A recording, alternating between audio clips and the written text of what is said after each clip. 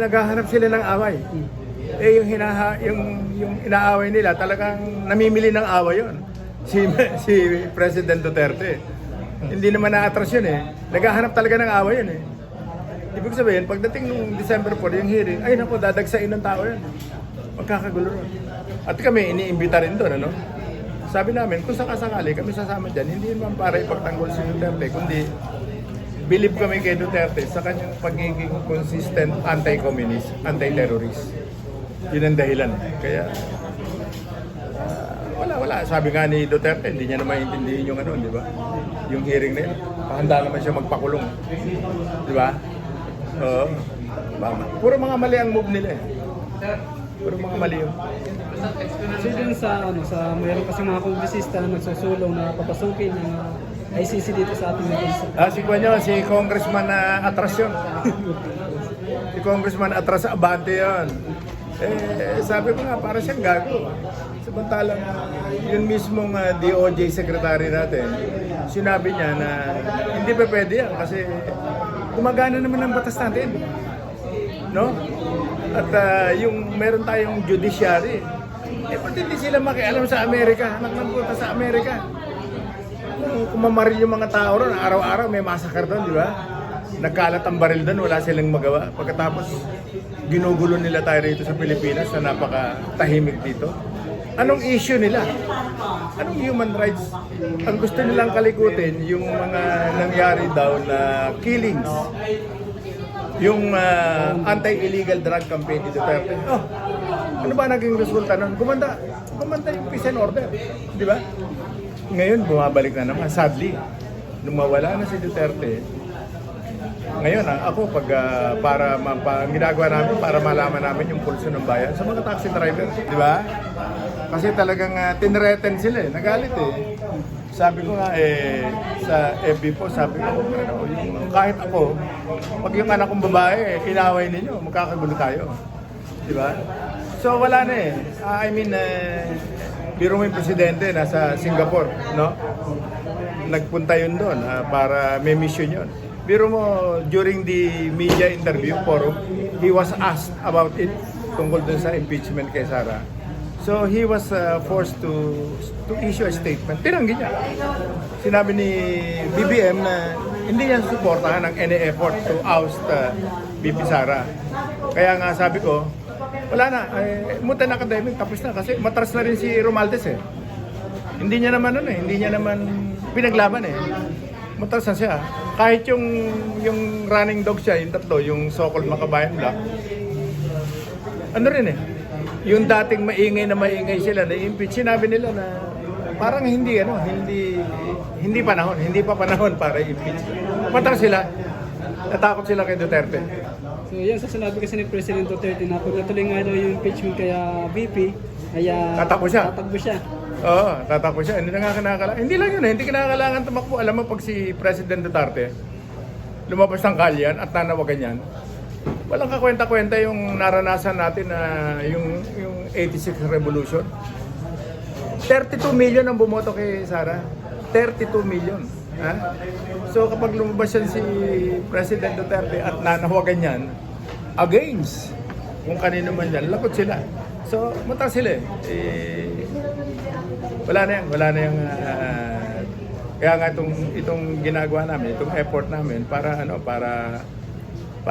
ipostro na. Bakit nandiyan pa yung takdo na yan? Anong ginagawa niyan? Pero laki-laki ng perang kinukuha niya.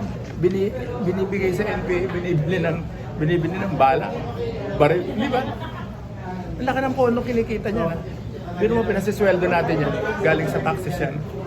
Wala naman sa gobyerno ang ano niya, ang loyalty niya. Ang mission nila yan ay para guluhin, para ibagsak ang gobyerno. Di ba?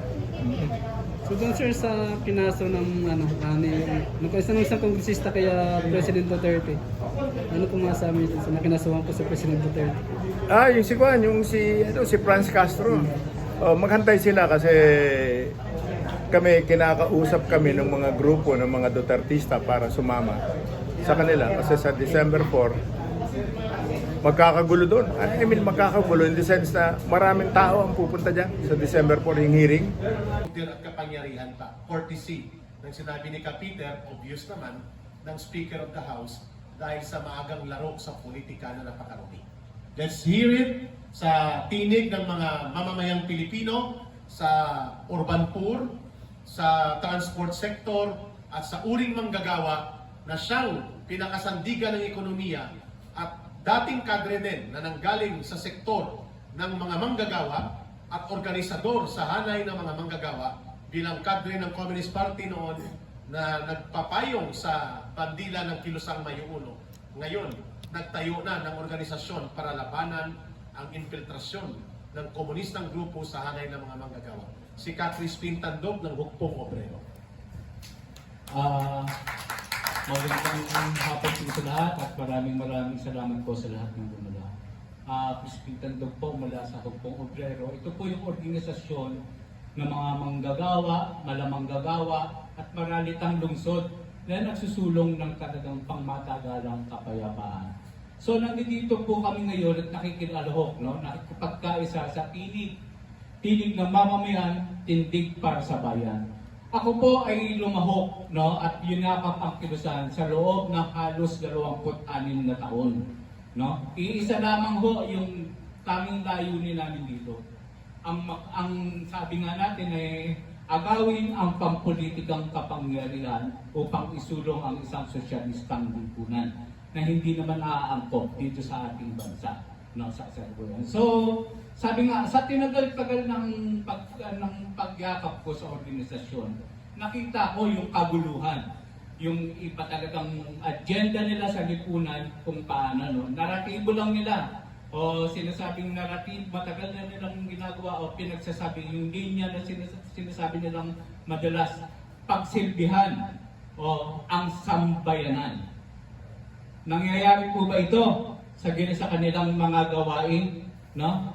Kahapon lamang ho, nasubukan natin kung talagang interes ng mamamayan ang kanilang isinusulong. Dapat idinadaan nila ito sa isang mapayapang paraan. Pero sa kasalukuyan ho, dahil sa epekto na rin ng National Task Force to End Local Communists, no? At nakita naman ho natin kung gaano kaseryoso yung mga mamamayan na suportahan ito. Tapusin na talaga natin yung halos 54 na taon na digmaan na wala namang kakwenta-kwenta. So, nakita naman natin dito, propaganda lamang ho talaga ng mga makakaliwang grupo, yung sinasabi nga nilang interest ng mamamayan ay sinusulong. So, ang sa amin ho, ang tindig namin ng mga manggagawa, dahil nga ho, nagsawa na ho kami sa kaguluhan, no? Nagsawa na ho kami sa kung ano-ano pang mga walang kakwenta-kwentang bagay na dulot na itinatampol ng Communist Party of the Philippines. Nagkakaisa po kami rito, no, na sana kung meron man ho talagang agenda na pampolitika na alam ho natin na napakatagal pa na mangyayari, no? 2028 pa po yan, no? Magkaisa po tayo na sabi nga natin na ayusin muna ho natin yung mga problema ng mamamayan na simula na naging kasapi ho ako ng partido hanggang ngayon, ayun pa rin ho yung problema.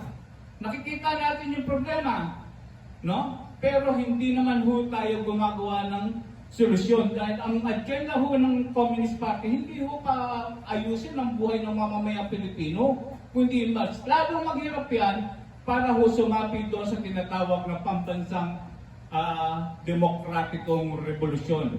Ito ho yung huling pamamaraan nila para mang-agaw ho ng kapangyarihan, no?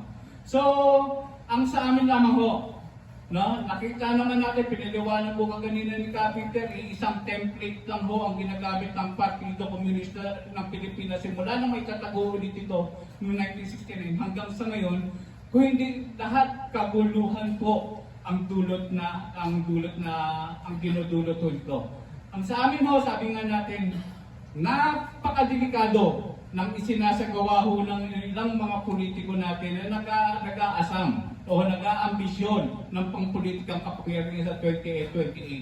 Nakita naman ho natin sa kasaysayan na minsan, no? Yung